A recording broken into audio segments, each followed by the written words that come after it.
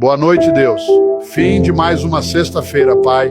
Agradeço por cada momento vivido, por cada conquista e até pelas dificuldades que cruzaram meu caminho, pois sei que tudo é aprendizado. A jornada nem sempre é fácil, mas sinto Tua presença a cada passo, guiando, fortalecendo e trazendo a paz que tanto preciso, iluminando cada decisão e renovando minha fé.